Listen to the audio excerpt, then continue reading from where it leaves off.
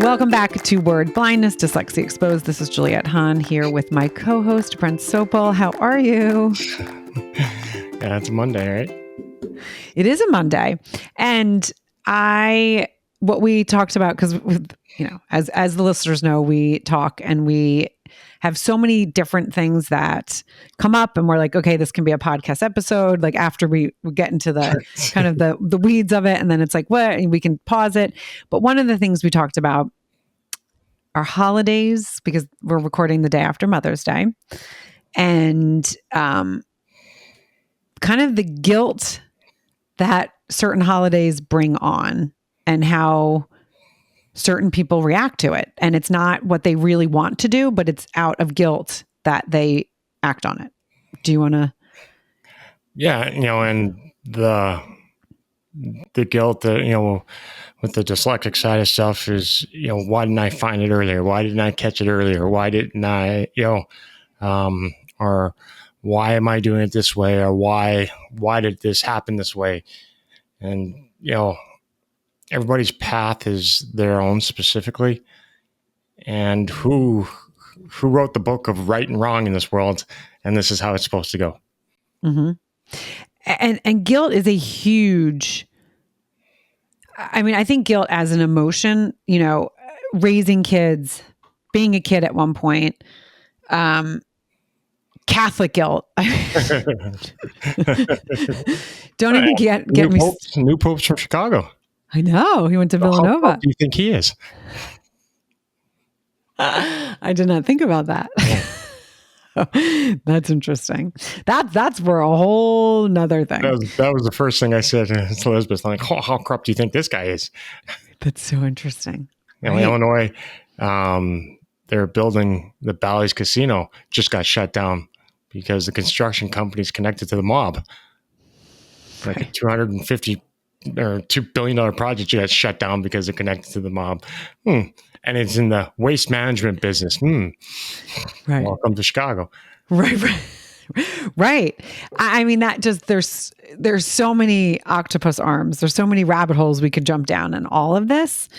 But I think one of the things that we want to really focus on is the guilt and how, and so many things, how, we really went down this being like, so many people don't do what they actually internally want because of guilt, or they think, okay, this is what society wants me to do, or this is what I'm supposed to do, or this is what my parents want me to do, or this is what the teachers told me to do, or this is what, X, Y, and Z, my grandmother told me to do.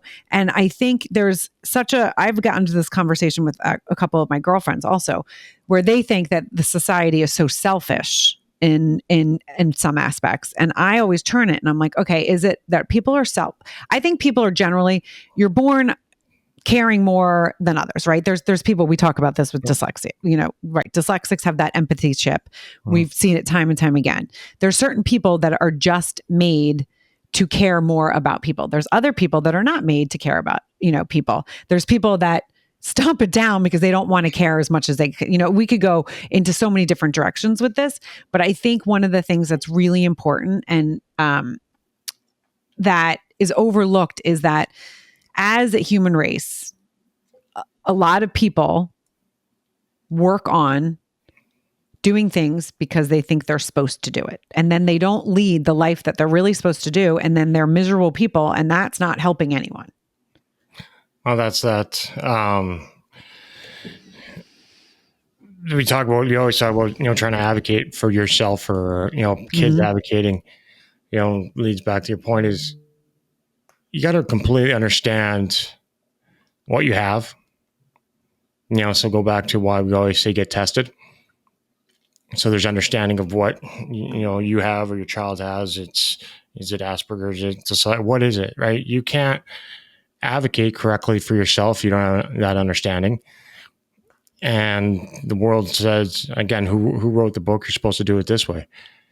That's not how, that's not how it works. For us, we're not going to go down the same path as, somebody who doesn't have what we have.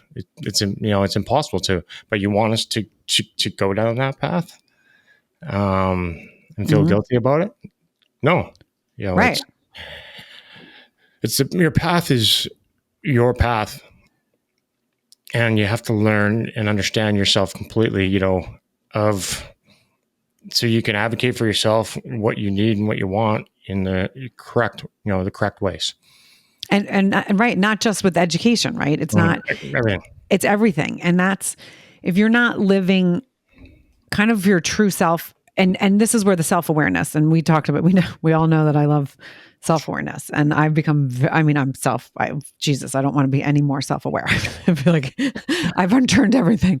I've unturned everything. I feel like that is something that it's hard, right? It doesn't feel good to be like, oh, okay, I did this way, or I always thought I should be doing this, because again, when you're in education, when you're in school, what is the goal of school? It's to get you to go to college, right? I mean, that's everyone. And now I think that some of that narrative has changed a little bit, but then there's like a big fight and tug, right? I think it depends on where you live, because we've also just passed around a couple of different Instagram clips that have been really interesting to me, because it's like, there is that whole movement of vocations, right? It's really, I think Gary Vee actually just put something out, and it's like, if you want to be a millionaire or whatever, be a plumber, be an electrician. What? Like, you're going to be in debt. You go to school. And I don't know if it was Gary Vee, but it was someone that I was like, this is so interesting. I have a couple of different views on that, but go ahead. I'm going to let you jump in. No. And, it's working with our hands, as we always talk about, right? Obviously, the trades is for us is kind of the avenue that we end up going down. But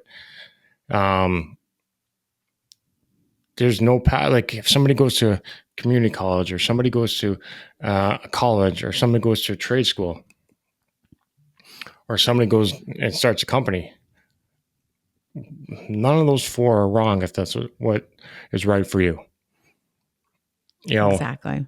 And,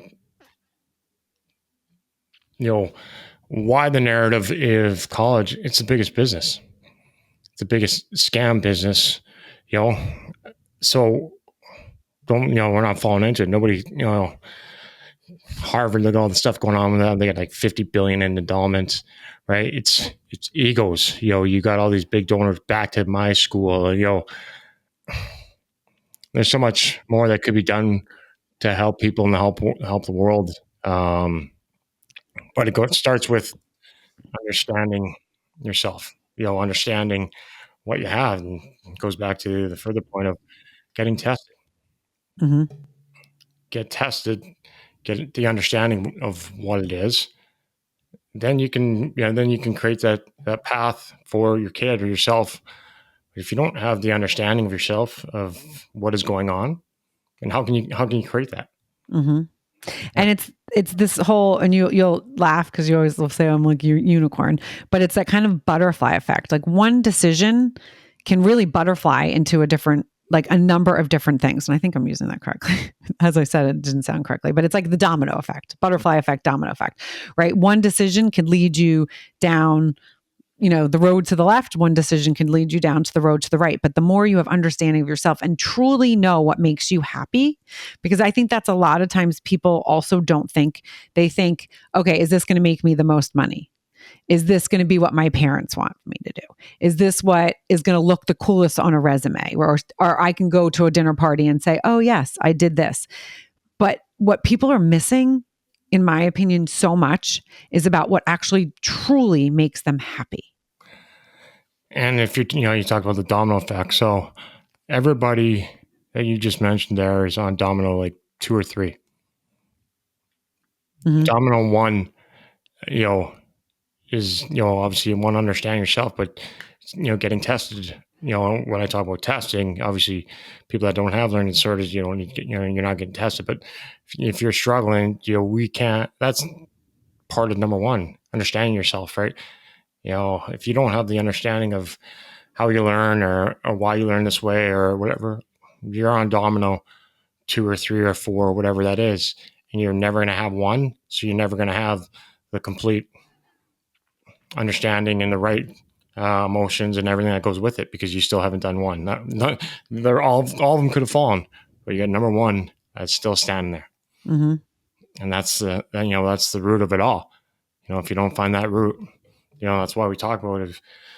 understand dyslexia or ADHD or what it is, but you can't understand something that you don't know you have it, or you didn't go and get tested, or Asperger's. It's not a label. It's as I always say, a roadmap to your life, and that's the number one. And the roadmap is important on so many things, not just how you learn, right, in school. Because what I just did like a seminar, and I said to you, I know I've said to you, I know I'm probably dysgraphic, right? Yeah. But then I listened to this, and I was like, damn it. I think I used to say, oh, I'm just I'm 3Ds out of the 5, but I actually now think but it's a different dysgraphia than how my brain comprehended it, right? Yeah. It was always just the handwriting portion, like, where you either can't read the handwriting or it's like chicken scratch. And then I look at my handwriting and I'm like, well, I guess my handwriting has really never been that good, but I can write and I can read it. It's eligible, right? But then the more I was learning about it, I said, this is so interesting to me. I actually think like my dyscalculia or dyscalculia, however you want to say it, and my dysgraphia are actually more of my weaknesses. Yes, I definitely am dyslexic, but I think that those two are actually what really hindered my schooling more than my dyslexia. And it was like a really interesting thing as I was thinking about it. I was like, oh my God, this is so interesting. So interesting to me because I never would have thought those, and you kind of laughed. You're like, yeah, no, you said like 3 things. I knew you were dysgraphic. And I was like, I know, but it's, back in the day, there was not the diagnosis of those. That umbrella didn't go as far. They don't have the understanding because they still, with dysgraphia and dyscalculia, there's, okay, you have it, but there's nothing that the school really does other than saying, okay, you need to use technology. But the thing that was really interesting in this was the technology, because you talk about this all the time, the technology, and this woman said it, and it was the first time I've heard someone else verbalize it like you verbalized, that the technology actually for some dysgraphic kids and some kids in general is hindering their learning because they need to put the pen to the paper. They need to write it down to be able to comprehend it and learn. And, we talked about this with Penelope, how she studies. And it's like, I actually used to study like that in college too, when I really needed to know something. I had to write literally the textbook down on a piece of paper. And you do this all the time.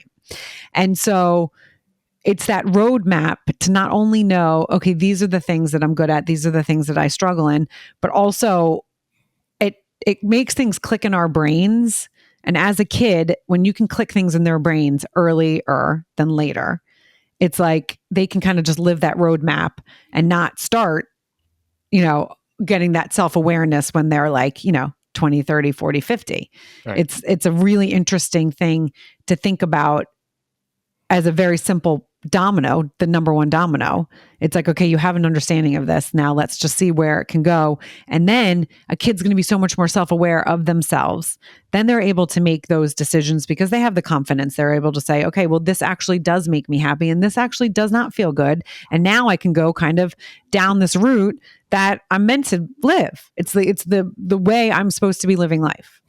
And then see, domino 1, you get tested, right? Domino 2 is going to the school and them telling you what you need. Oh, so now you're on domino 3, they all fall. Now domino 2 is standing there because they're telling you what you need and they have no clue. Right. Oh, I need that. Oh, you don't have it. Oh, that's what the textbooks tells you to say I need. The neuropsych, is this a real neuropsych or is this a school psychologist with a master's degree? How many page report comes back? Right. So that lone domino standing in anywhere of your life, when you look back or, you die and you look back, if there's a domino standing somewhere, you haven't, and especially at the beginning, early on, domino 1, 2, or 3 or 4, if those are standing, you haven't been able to live, completely. Mm-hmm. And a lot of it's trauma, right? Trauma-based, addiction-based, leads back from there. Mm-hmm.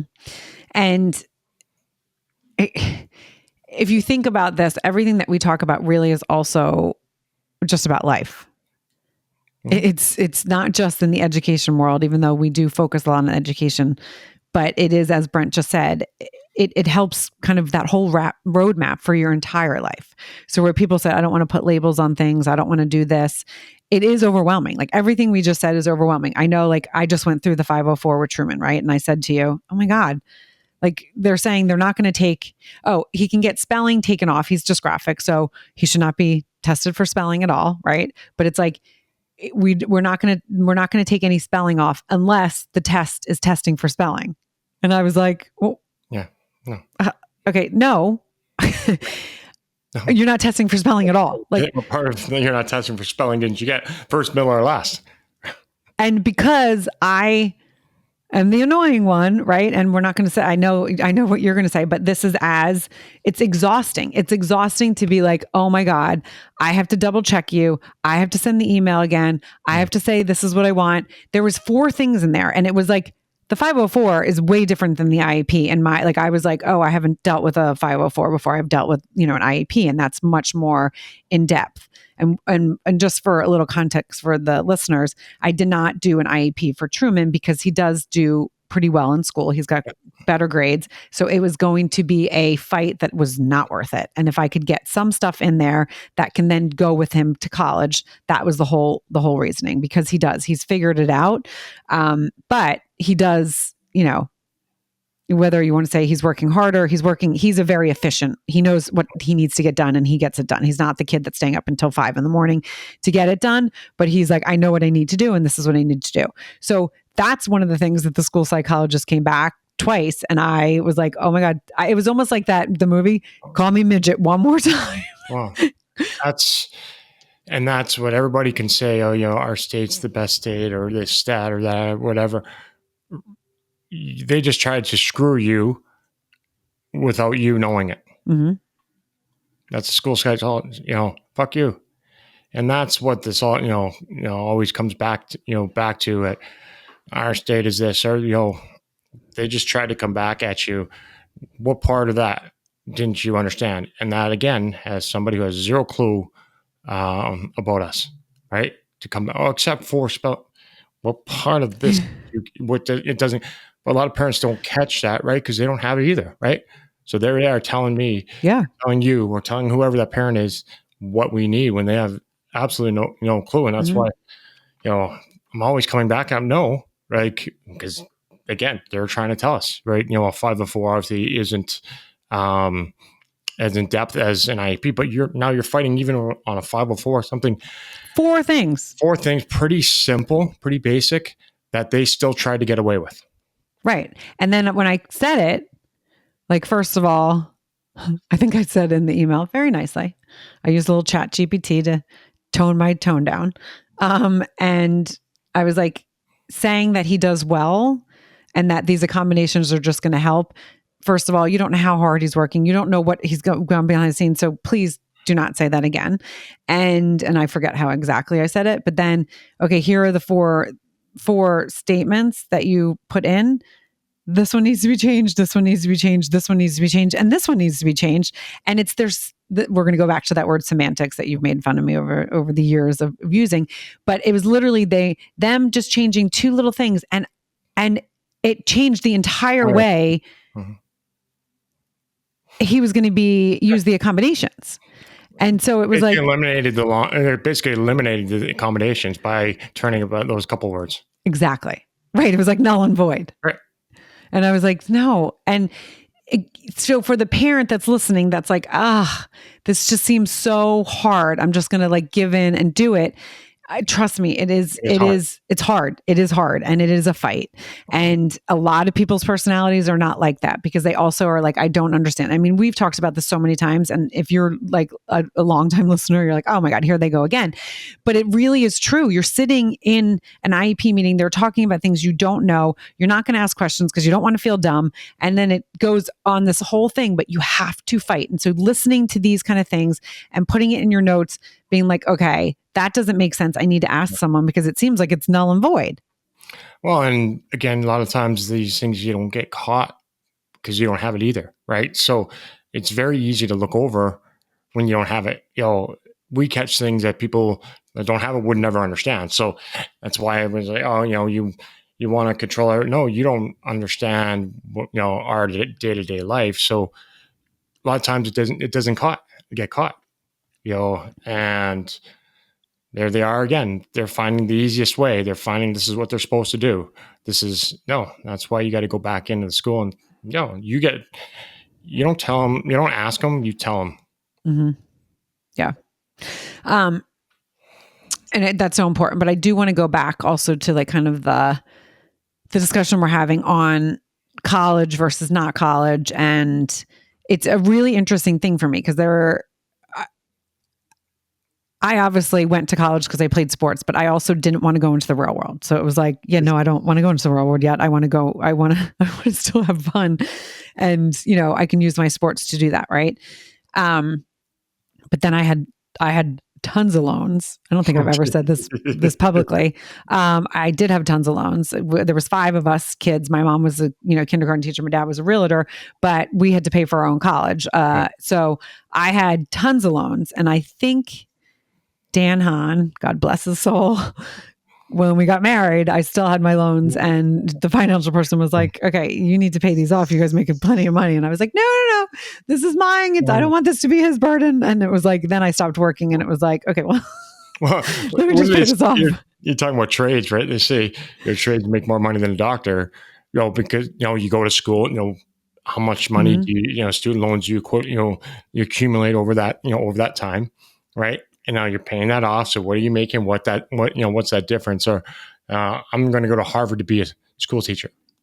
Okay, what's Harvard charging you? Right? What are you paying here? Then what what are you making coming out? Where's that difference is? So that's why they always say, trades are obviously making more money than most people, because you're not accumulating all of that debt, that student loan debt, and they're paying a lot of money right now because college is ridiculous. It's ridiculous. And it's the biggest business, in the world, obviously the cost. Turn on the TV and the fights, everything going on. And because look, the money, Harvard, I think, is $50 billion or something in endowment. They got $50 billion. So just imagine what the interest they're getting every day on that. Like, why is this? Again, what's the right path? Can't tell you. Whatever the right path is for you, but going to trades, what they say, plumbers, there's barely any of them around anymore, right? It's because the schools aren't making money off you, but there's no right or wrong. What works for you? What's good? Don't be okay with whatever that path is. And obviously you can make money quicker going that way. Yeah. Cause you're not paying off. You're going to work right away. Yeah. Right. You got an apprenticeship. You're starting to make money right away. I think trade school might be only 2 years to be, apprentice electrician. I don't know. Could be wrong on that, but going to be a doctor here, 12 years? I know. And we've talked about this. There is a program in West Hampton, which is great. It's BOCES, which is a trade school. Yeah. But here's the other thing is that Montgomery and his dyslexia, he is like, we're not handy, and that is an interesting thing. So that's why it's so important to know what you want and out of life and what you're good at and what not. Because when he first went in, I'll never forget, the guidance counselor was like, okay, so he's going to go the BOCES route. And I was like, why is he going the BOCES route? And they're like, oh, well, he doesn't do well in school, so he thought that. And I was like, no. So just because you think, because he's dyslexic, that means he's good with his hands and good with these things. Like, again, it's these generalizations. But I remember fighting with them and then getting really pissed because I was like, well, wait a second. Now you're just like labeling and putting in a box, but not a good label. It's like, okay, we're just going to write this kid off and he's going this route. We're not going to sit here and give him the combinations that he wants. And I remember really getting angry at them. There in New York, there's a couple different diplomas that you can get, a Regents diploma. Yeah. And I'm not going to even get down there, but they were like, okay. And I'm like, no, he's going to go just because he has like struggles in school doesn't mean that you're going to now say, oh, this is what he's not capable of. Right. You're putting him in a box because of it. And so that is like, I know a lot of parents that don't want the labels because they're afraid of that box. Right. And this is where it's like, you can have a label because then it's the roadmap, and you can be the person that doesn't allow, or self-advocating for yourself, allowed to be put in that box. So you could do really well in school and say, I don't want to go to college because I want to go into trades because this is important to me and this is what I love and this is what I want to do. There's again, that self-awareness. When you have that self-awareness and you're able to kind of really tap into what gets you up out of bed, right? What makes you excited to get up out of bed and what makes you excited to do. That's what you should follow. And it's not because the school's telling you this. It's not because this is what you're assuming. My husband, I think I told you this, Dan's dad he worked for Otis Elevator forever. And Dan in college worked there, I think in high school. And his dad was like, you're going to college. But this is because that's what his dad was like. I don't want you this path. Right. And again, so Dan was like, and times have changed, right? You're right. Totally. Back then, that's how you're going to follow my path. You're going to do, so do as I do, not, as I, do as I say, not as I do, right? Those paths change, but it comes back to, that roadmap. Yep. Square peg in a round hole. It doesn't work. It doesn't work.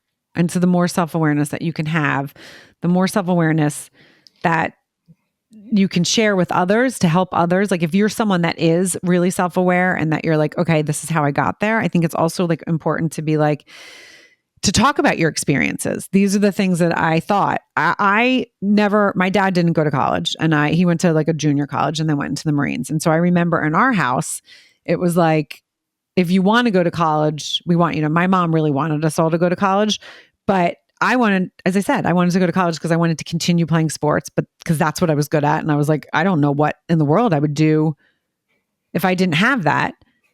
And my kids, a couple of them went to community college for a couple of years, right? That transition in, obviously you found it in the cost. The first 2 years of college is just, no matter if you go to Harvard, you go to Yale, or you go to community college, it's the same classes. So, maybe there's a financial aspect of doing that, right? Mm-hmm. Saving money, but it's, so it doesn't matter what it is, but you gotta be okay and you gotta understand yourself in that roadmap before you're doing the round pole and the square hole, right? And that was me my whole life, right? And every time you put that peg in the wrong hole, that's like another notch in the trauma, right? The least amount of notches, obviously, the better it is for your kid or yourself. Or anything more you go and keep pounding away, more it adds up. Mm-hmm. I'm going to leave it at that. I think that's great. So the moral of the story is fucking be self-aware and don't just follow because that's what you're told to do. Be okay with it. Yep. Well, thanks. Thanks for that. Thank you guys for joining another episode of Word Blindness, Dyslexia Exposed. You know what I say every single time: like, rate, review, and share. And also go to the sopelfoundation.org. Golf event is up. And you can get involved. It's going to be an amazing event. There's an event happening this weekend. We'll talk about next week, probably, since we're recording weekly now as we are getting crazier and crazier. And then there's going to be information about the black tie event, and I shouldn't say black tie, the gala, whatever we're calling it, the dinner.